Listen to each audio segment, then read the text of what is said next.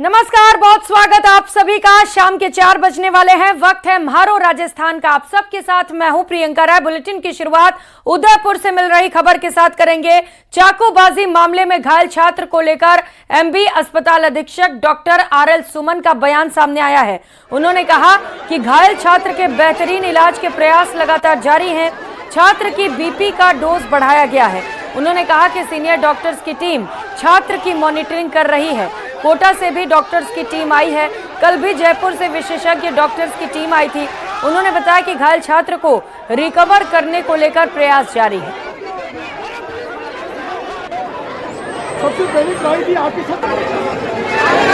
देखिए, मेडिकली जो बच्चा हमारे पास में बिना कोई हार्ट के आया था और जिस टाइम पे कोई भी हार्ट नहीं था, उसको हमने सीपीआर देके रिवाइव किया था।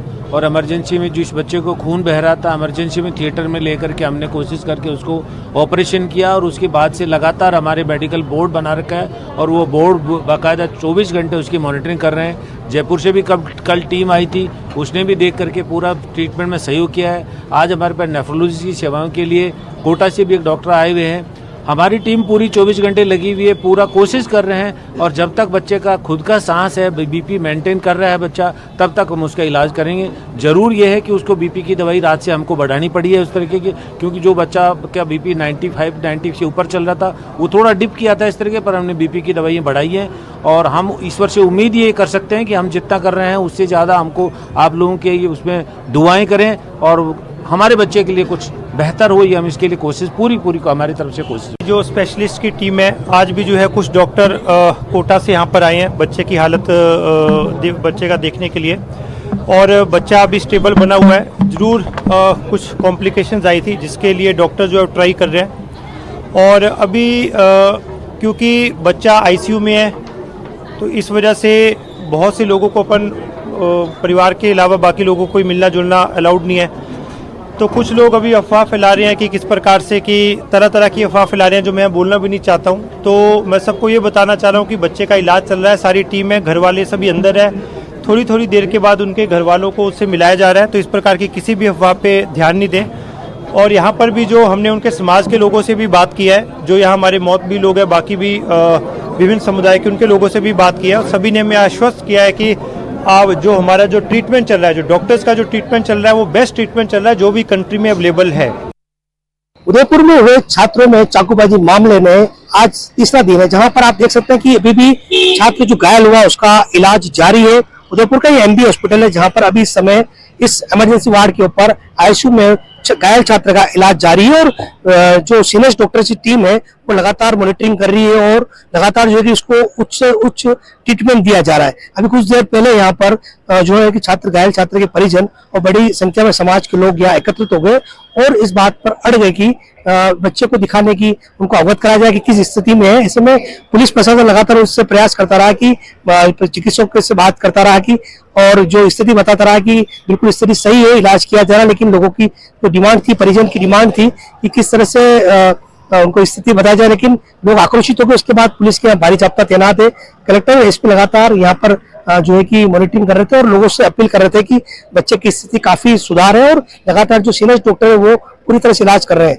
ये उदयपुर का एमबी हॉस्पिटल है, जहां पर इमरजेंसी में इस समय बच्चे का ट्रीटमेंट चल रहा है और जो डॉक्टर्स की सीनियर डॉक्टर जो टीम है वो लगातार इलाज कर रही है। और थोड़ी देर पहले जिला कलेक्टर और एसपी ने लोगों से अपील की कि किसी तरह की अफवाह में नहीं, या किसी तरह की सांप्रदायिक माहौल को नहीं बिगाड़े। बच्चे का लगातार इलाज किया जा रहा है, सीनियर डॉक्टर की लगातार मॉनिटरिंग की जा रही है और प्रशासन लगातार लोगों से अपील कर रहा है कि किसी तरह की जो कि अफवाह में नहीं आए, किसी तरह की भ्रांति नहीं फैलाए। बच्चे का इलाज किया जा रहा है। और लेकिन हालांकि इस समय बच्चे की स्थिति स्थिर है, लेकिन डॉक्टर की जो प्रयास है वो लगातार जारी है कि उसको जल्द से जल्द रिकवर किया जा सके। हम न्यूज़ 18 उदयपुर। और सीकर में मुख्यमंत्री भजनलाल शर्मा ने संत प्रतिमा का अनावरण किया। इस मौके पर पेपर लीक को लेकर सीएम ने कहा कि युवाओं की आंखों में आंसू देने वालों को नहीं बख्शेंगे। उन्होंने कहा कि इस साल 1 लाख भर्तियां करेंगे और नई भर्तियों के लिए कैलेंडर बनाने को कहा। उन्होंने कांग्रेस पर निशाना साधते हुए कहा कि कांग्रेस ने युवाओं के साथ विश्वासघात किया और ईआरसीपी को लेकर भी कांग्रेस ने धोखे में रखा। आपने भी देखा होगा लगातार जिस तरह से पेपर लीक हो रहे थे और पेपर लीक में किस तरह की बातें आती थी। आप सभी ने देखा है। मैं आपसे कहना चाहता हूं, हमने जो आपके बीच में वायदा किया था, हमने चुनाव से पहले हम जनता के बीच में गए और हमने कहा था कि ये पेपर लीक जो हुआ है, हम इसकी एसआईटी गठित करेंगे। हम किसी भी प्रकार से ऐसे लोगों को जिन्होंने युवाओं की आंखों में आंसू लाने का काम किया है, हम किसी भी कीमत पर नहीं बख्शेंगे। और आपने देख लिया, 157 लोगों को गिरफ्तार किया है, 157 लोगों को। और अभी धीरे धीरे जांच बढ़ रही है। कई लोग कह रहे हैं, विरोध के लोग भी कह रहे हैं, क्योंकि उनको भी आइडिया है, वो भी कहना चाह रहे हैं। मैं आपसे कहना चाहता हूं, ये हमारी सरकार कृत संकल्प है कि किसी भी क्षेत्र में हमारे युवाओं के साथ जिन्होंने धोखा किया है, उनको हमारी सरकार किसी कीमत पर छोड़ने वाली नहीं है। आते ही हमने देखा कि शेखावाटी में यमुना की बात तो करते हैं, लेकिन किसी के प्रयास कितने हुए? अरे मैं कहना चाहता हूं, मैंने विधानसभा के अंदर भी कहा था, मैंने कहा सबसे ज्यादा अगर इस देश और प्रदेशों में राज किया है तो कांग्रेस ने किया है। कांग्रेस के नेता बात करते हैं, लेकिन मैं कहना चाहता हूं कि उन्होंने हरियाणा सरकार से कभी बात की क्या? उन्होंने कभी केंद्र की में सरकार रही, उन्होंने यमुना जल का प्रयास किया क्या? अभी आपने देखा होगा, हरियाणा सरकार के हमारे पूर्व मुख्यमंत्री जब बजट दे रहे थे तो उन्होंने बजट भाषण में भी विधानसभा हरियाणा के अंदर कहा है कि राजस्थान को हम 3 पाइपलाइन दे करके राजस्थान के सीकर, झुंझुनू और चूरू को पानी देने का काम करेंगे। तो वही रक्षाबंधन के अवसर पर मुख्यमंत्री भजनलाल शर्मा ने शहीदों की वीरांगनाओं को सम्मान देने का निर्णय किया। प्रदेश के जिलों की 1443 वीरांगनाओं माताओं बहनों को सम्मान स्वरूप 2100 रुपए, शॉल, श्रीफल, राखी की मिठाई और संदेश भेजकर सम्मान दिया गया है, जो विभिन्न मंत्रीगण, विधायक, जनप्रतिनिधियों द्वारा सम्मानित किया जाएगा। आज शाम 5 बजे मुख्यमंत्री निवास पर शहीदों की 10 वीरांगनाएं मुख्यमंत्री भजनलाल शर्मा को रक्षा सूत्र बांधेंगी। तो मुख्यमंत्री भजनलाल शर्मा ने सोशल मीडिया साइट एक्स पर पोस्ट भी किया है और लिखा है कि रक्षाबंधन के पावन पर्व के अवसर पर मैं राजस्थान की सभी वीरांगनाओं को प्रणाम करता हूं।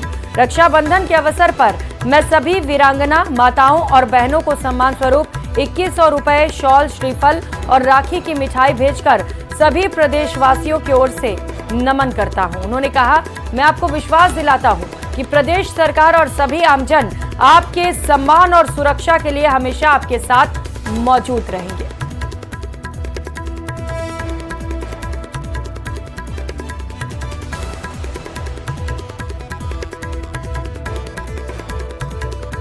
अगली बड़ी खबर जयपुर से, जहां पर बीजेपी 1 करोड़ सदस्य बनाने की तैयारी में है। 20 अगस्त को जयपुर में बीजेपी की बड़ी कार्यशाला होगी।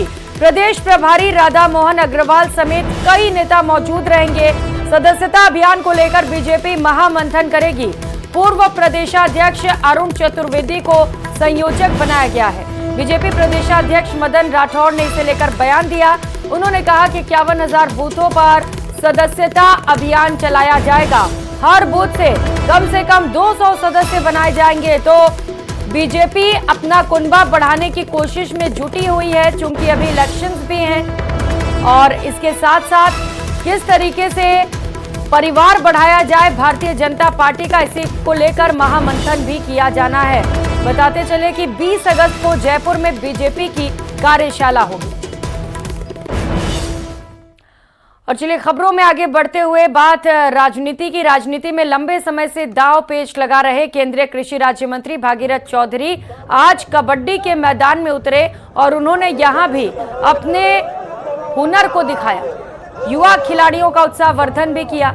इस मौके पर उन्होंने शानदार खेल का परिचय भी दिया और उन्हें देखने के लिए बड़ी संख्या में लोग पहुंचे। ये मौका था किशनगढ़ क्षेत्र के निकटवर्ती गांव मंगरा में आयोजित शिव मेले का, जहां परंपरागत रूप से हर मेले में समिति की ओर से कबड्डी प्रतियोगिता का आयोजन किया जाता है और आसपास की टीमें इसमें हिस्सा लेती हैं। इसके उद्घाटन के मौके पर आज अजमेर से सांसद और किशनगढ़ के रहने वाले केंद्रीय कृषि राज्य मंत्री भागीरथ चौधरी पहुंचे, जिनका समिति की ओर से स्वागत किया गया और उन्होंने खेल में लोगों को कई मैसेज भी दिए।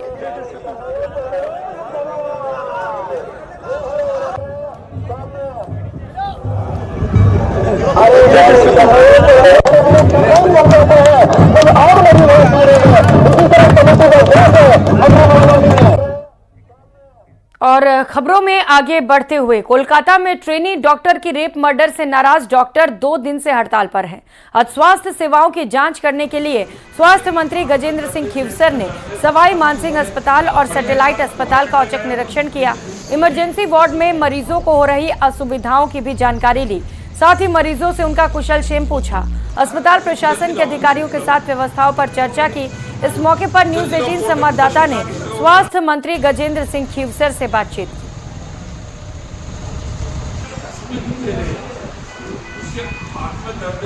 प्रदेश में भारी बारिश के बाद अब मौसमी बीमारियां पैर पसार सकती हैं, इसको लेकर राज्य सरकार एक्शन में है और एक चिकित्सा स्वास्थ्य मंत्री जो गजेंद्र खीवसर हैं, उन्होंने एक्शन प्लान तैयार किया है।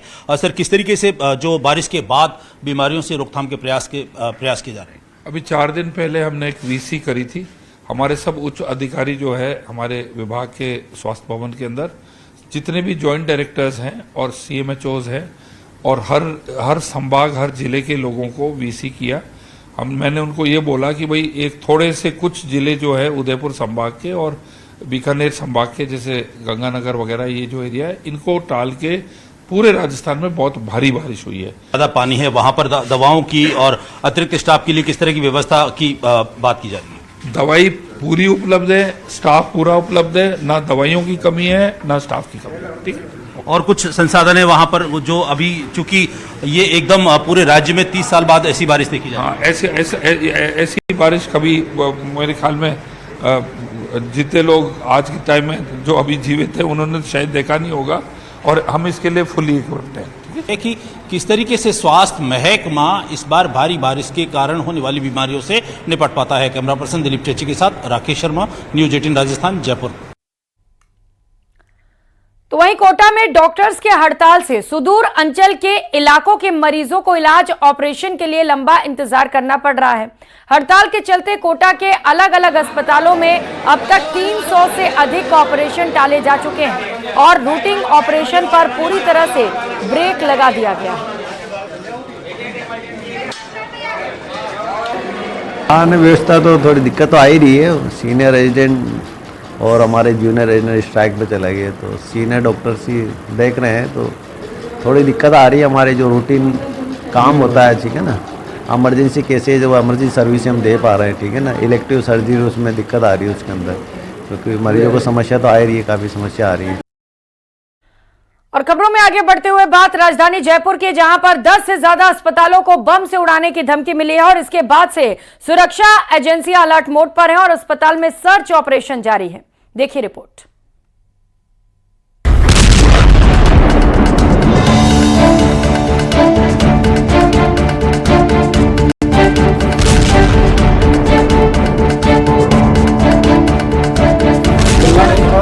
पहले स्कूल, फिर एयरपोर्ट और अब अस्पताल।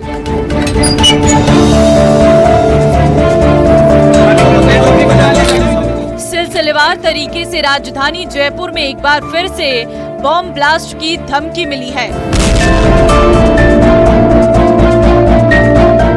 जयपुर के मोनी लेक और सीके बिरला समेत 10 से अधिक अस्पतालों को बम से उड़ाने की धमकी दी गई है।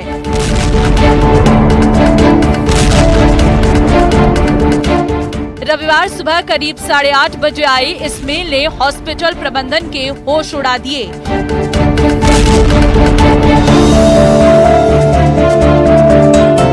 मेल में लिखा गया है, हॉस्पिटल के बेड के नीचे और बाथरूम के अंदर बम है। हॉस्पिटल में मौजूद सभी लोग मारे जाएंगे। हर तरफ खून ही खून होगा। तुम सभी लोग मौत के लायक हो। पहले भी इस तरह की थ्रेट जयपुर में एयरपोर्ट से लेकर के दूसरी जगह आती रही, लेकिन इन्हें नज़रअंदाज नहीं किया जा सकता, लिहाजा इन्हें पूरी तरह से खंगाला जा रहा है। यहाँ पर जो मरीज थे उनके सभी अटेंडेंट्स को बाहर निकाल दिया गया था और अब एक तरह से राहत की सांस ली।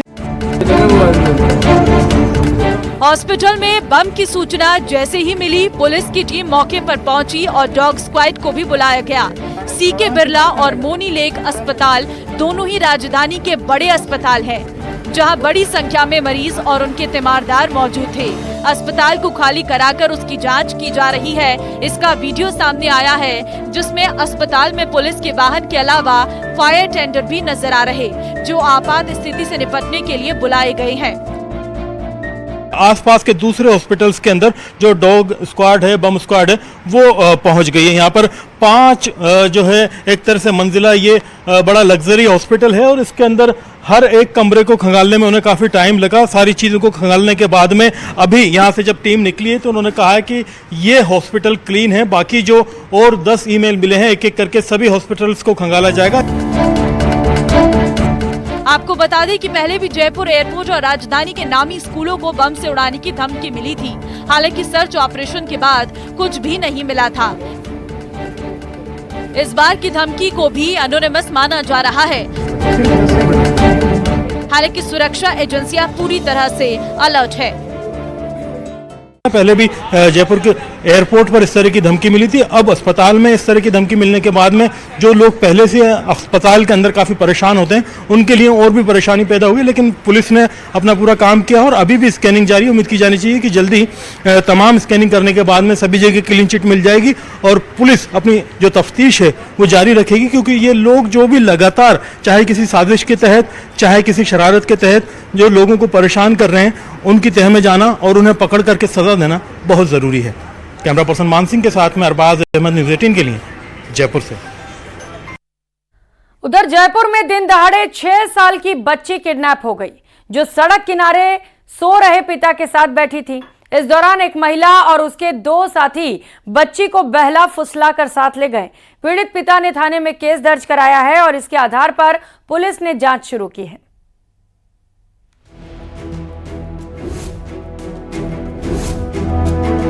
राजधानी जयपुर के परकोटे में भीड़ भाड़ वाले चांदपोल बाजार से 6 साल की मासूम बच्ची के अपहरण का मामला सामने आया है।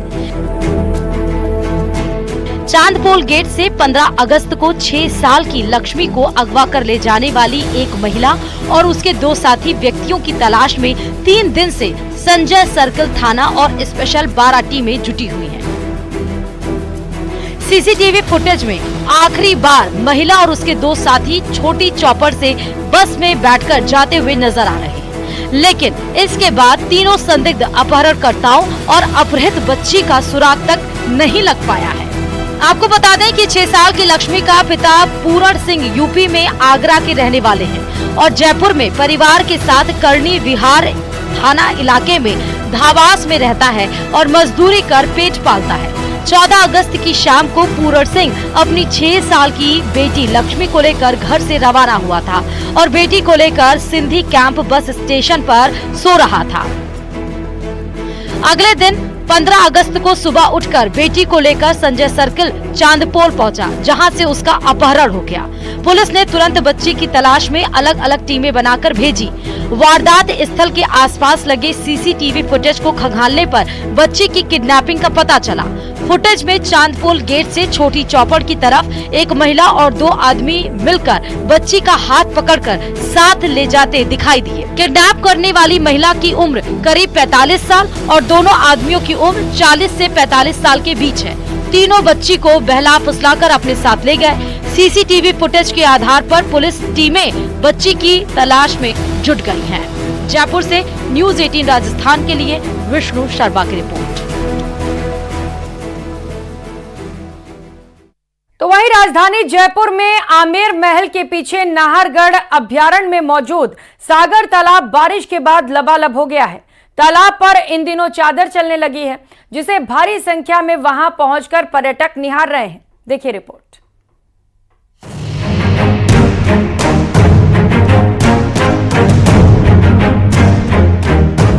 प्रदेश में लगातार बारिश का दौर जारी है। इस बार बारिश ने कई सालों का रिकॉर्ड तोड़ दिया है। राजधानी जयपुर में अच्छी बारिश होने से प्राचीन जल स्रोतों में भी पानी की आवक हुई है। जयपुर के आसपास के इलाकों में स्थित जल स्रोतों में भी पानी लबालब भर गया है। आमेर की सागर झील में करीब 13 साल बाद पानी भरा नजर आया। आमेर के मावठा सरोवर में भी पानी की अच्छी आवक हुई है। राजधानी जयपुर में अच्छी बरसात के बाद में सागर के ऊपर बरसों बाद चादर चल गई है और इस चादर का नज़ारा मैं आपको दिखाना चाहूँगा कि ये खूबसूरत झरना जयपुर में आमेर की पहाड़ियों से बरसे पानी का है, जहाँ पर सागर जो तालाब है उसके लबालब हो जाने के बाद में पानी की चादर चल रही है और इस दिलकश नज़ारे को देखने के लिए दूर दूर से लोग यहाँ पर। सागर झील में पानी भरने से काफी संख्या में देसी विदेशी पर्यटक भी देखने के लिए पहुँच रहे हैं। तालाब पर इन दिनों चादर चलने लगी है। बहुत अच्छी बरसात के बाद कभी कभार सालों में ही ऐसा नजारा देखने को मिलता है। सागर के भरने के बाद में आप देख सकते हैं कि पानी ऊपर तक आ चुका है और यहाँ पर सागर का तालाब जो है ऊपर आने के बाद में जब पानी यहाँ तक आ जाता है। उत्साही पिकनिक मनाने वाले लोगों को रोकने के लिए वन विभाग ने सागर तालाब पर सुरक्षा बढ़ा दी है। सागर तालाब के भरने के साथ ही इसमें तैरते मगरमच्छ अब साफ नजर आने लगे हैं। राजधानी जयपुर में आमेर महल में मौजूद है। पानी की अच्छी आवक होने से पर्यटन की अच्छी उम्मीदें हैं। उम्मीद की जानी चाहिए कि वन्य जीवों को आने वाले कई सालों तक यहाँ जो नारगढ़ अभ्यारण्य के अंदर बसते हैं उनको पानी मुहैया हो पाएगा। वन विभाग तमाम इंतजाम कर पाएगा और सुरक्षा के खास इंतजाम इन इलाकों में करेगा। कैमरा पर्सन मान सिंह के साथ में अरबाज अहमद, न्यूज़ 18 के लिए जयपुर से। अगली खबर जैसलमेर से है, जहां पर नाचना ग्राम पंचायत में करोड़ों रुपए के भ्रष्टाचार के आरोप लगाते हुए निष्पक्ष जांच की मांग को लेकर तीसरे दिन भी धरना प्रदर्शन जारी है। पंचायत में करोड़ों के गबन को लेकर सीईओ, बीडीओ के नाम ज्ञापन सौंपा गया है। ग्रामीणों ने आरोप लगाया कि सरपंच प्रतिनिधि के दबंगई से परेशान होकर आवाज उठाने वालों को धमकाया जाता है। ग्रामीणों ने बताया कि कलेक्टर और भ्रष्टाचार और गबन को लेकर ज्ञापन सौंपा गया है। मामले में सीबी से जांच कराने की मांग की गई है। ग्रामीणों ने कहा कि फोटो खिंचवाकर करोड़ों रुपए की राशि का गबन किया गया। जितने भी विकास कार्य हुए हैं वो धरातल पर नहीं किए गए। की मांग को लेकर और ग्राम पंचायत के कर्मचारियों के द्वारा दुर्व्यवहार करने के संबंध में रखा गया है। आपकी मुख्य मांगे क्या है? हमारी मुख्य मांगे ग्राम वरिष्ठ अधिकारी तुरंत प्रभाव से हटाओ और नाचना ग्राम में युद्ध भ्रष्टाचार की जांच करो और मैं ग्राम पंचायत के अंदर जो दुर्व्यवहार किया जाता है उनको अधिकारी को पाबंद किया जाए। तो ये अजमेर के मोती कटला इलाके में जर्जर भवन अचानक भरभरा कर गिर गया। गनीमत रही कि इस भवन में कोई मौजूद नहीं था, नहीं तो बड़ा हादसा हो सकता था। मामले की सूचना पर नगर निगम विभाग के अधिकारी और कर्मचारी मौके पर पहुंचे, हालातों का जायजा लिया। मलबा हटाने का काम भी शुरू किया गया और इसके बाद रास्ते को खोला जा रहा है।